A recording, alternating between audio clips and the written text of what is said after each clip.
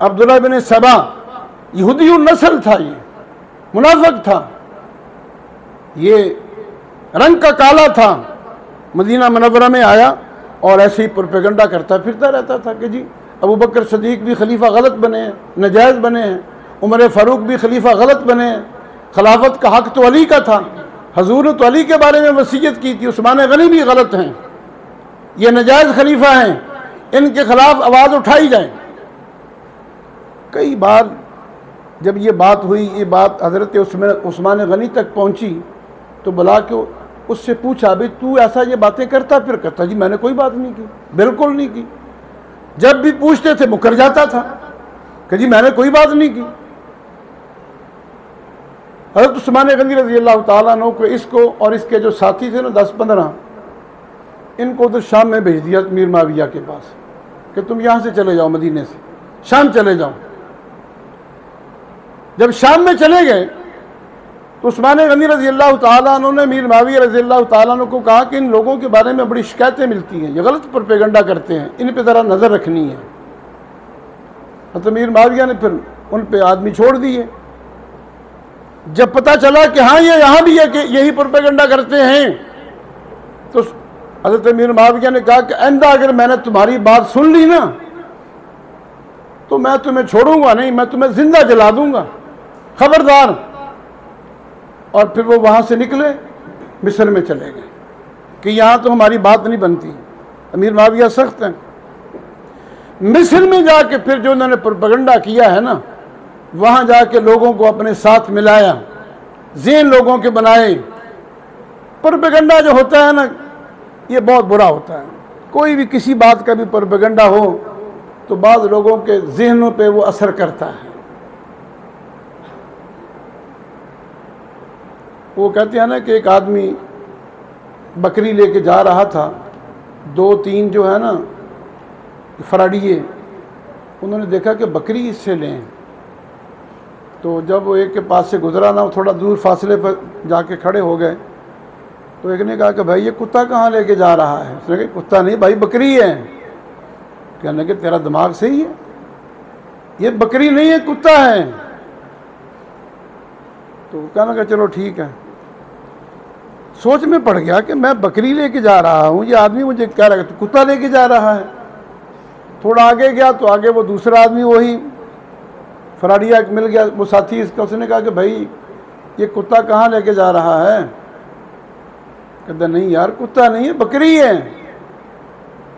उसने कहा नहीं नहीं बकरी नहीं, तुझे गलतफहमी हो गई है, बकरी नहीं है तो कुत्ता है। फिर आगे गया, तीसरे ने भी यही कहा। वो खुद सोच में पड़ गया कि मैं पागल हूं या ये लोग पागल हैं। हालांकि थी बकरी, लेकिन वो प्रोपेगेंडे का दिमाग पे असर हो गया कि सोच में पड़ गया कि पता नहीं मैं पागल हूं, ये बकरी है या कुत्ता है, क्या है, मेरा ज़हन सही नहीं काम कर रहा। तो लोगों ने ऐसा प्रोपेगेंडा किया मिस्र में कि सैकड़ों लोगों को साथ मिला लिया कि उस्मान गनी की खिलाफत गलत है, इनकी खिलाफत ख़त्म होनी चाहिए, हज़रत अली को खलीफा बनना चाहिए, हजूर के वसी तो हज़रत अली हैं, हज़रत उस्मान गनी को कत्ल कर देना चाहिए, हज़रत अली को खलीफा बना देना चाहिए। ये प्रोग्राम बना के तकरीबन 750 आदमी 750 आदमी मिस्र से मदीना मुनव्वरा आ गए। आए उन दिनों में जिन दिनों में हज का सीज़न था, हज का सीज़न शुरू होने वाला था, ज़िलहज्जा का चाँद नज़र आने वाला था। ज़ीक़ादा में, ज़ीक़ादा के पहले हफ्ता में, ज़ीक़ादा के पहले हफ्ता में ये लोग आ गए। अक्सर सहाबा जो है ना वो मक्के जा चुके थे हज के लिए। चंद सहाबा थोड़े से, क्योंकि उस वक़्त मदीना इतना बड़ा शहर तो था नहीं, उस वक़्त तो मदीना एक कस्बा था। तो जो नामवर सहाबा थे तकरीबन वो सारे हज पर चले गए थे। ये थोड़े थोड़े करके ये लोग सारे मदीने में आए और मदीने में आके इन्होंने मदीने पे कब्ज़ा कर लिया। हज़रत उस्मान गनी जुमा पढ़ाने लगे, जुमे का खुतबा देने लगे, तो एक आदमी खड़ा हो गया, कहने लगा उस्मान गनी को हम खुतबा नहीं सुनेंगे, आपके नीचे उतर जाओ। आपने खुतबा जारी रखा, फिर दूसरा खड़ा हो गया, तीसरा खड़ा हो गया, फिर उन्होंने आपको पत्थर मारने शुरू कर दिए।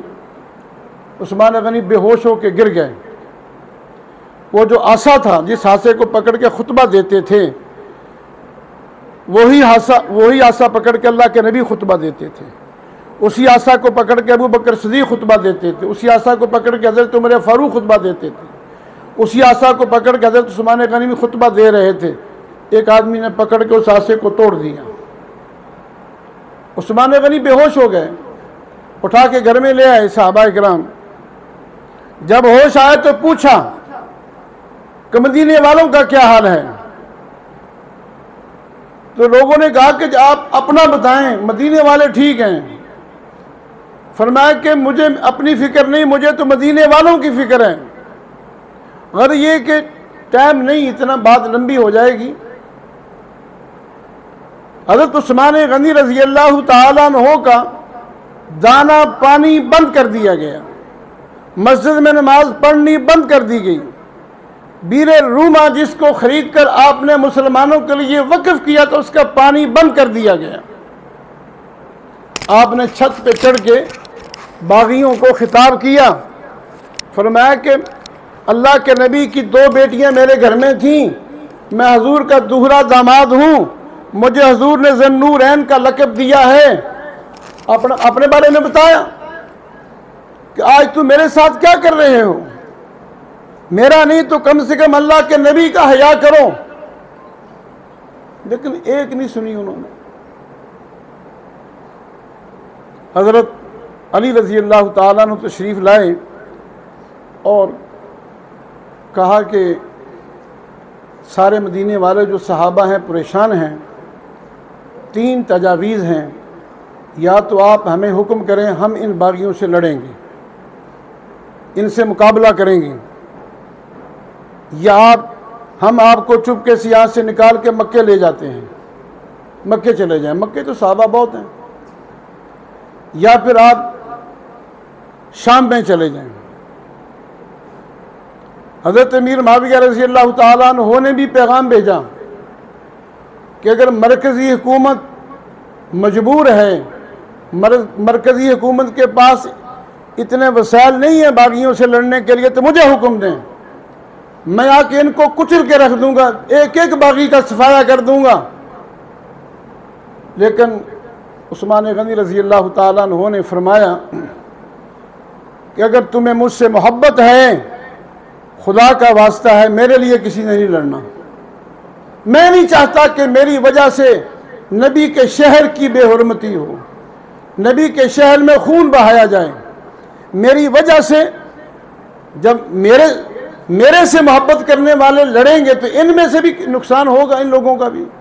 मैं नहीं चाहता कि मेरी वजह से किसी के बच्चे यतीम हो जाएं, मेरी वजह से किसी की बीवी बेवा हो जाए, मैं नहीं चाहता, नहीं इजाज़त दी। और फरमाया कि ना मैं आखिरी वक्त में मदीना छोड़ के जाऊंगा, मैं अल्लाह के नबी का शहर छोड़ के नहीं जाऊंगा। उन लोगों का ये मुतालबा था कि आप इस्तीफ़ा दे दें, लिख के दे दें कि मैंने खिलाफत छोड़ी, बस हम हज़रत अली को खलीफा बना लेंगे। उस्मान गनी ने फरमाया कि अल्लाह के नबी ने मुझे फरमाया था, आता है किताबों में, हजूर ने हज़रत उस्मान गनी को फरमाया था, क्या उस्मान, कई बार हजूर ने फरमाया कि जब मदीना में फितना बर्पा होगा, एक वक्त आएगा कि मदीना में फितना बर्पा होगा और उसमें ये शख्स हक पर होगा। हज़रत उस्मान गनी की तरफ इशारा करके तो फरमाया कि ये शख्स हक पर होगा। और फरमाया कि उस्मान, तुझे अल्लाह ताला खिलाफत की कमीज़ पहनाएंगे, अल्लाह ताला तुझे खिलाफत की कमीज़ पहनाएंगे। वो लोग कहेंगे कि इस खिलाफत की कमीज़ को उतार दे, तूने उन बागियों की बात नहीं माननी, उन बलवाइयों की बात तूने नहीं माननी। अगर तूने उनकी बात मानकर वो खिलाफत की कमीज़ उतार दी तो तू जन्नत की खुशबू भी नहीं पाएगा। अगर तूने बागियों की बात मान ली तो तू जन्नत की खुशबू भी नहीं पाएगा। तो उस्मान गनी ने फरमाया कि मैं शहीद हो जाऊंगा, लेकिन मैं अल्लाह के नबी का जो कहा हुआ है उसको नहीं टालूंगा, मैं इस्तीफ़ा नहीं दूंगा।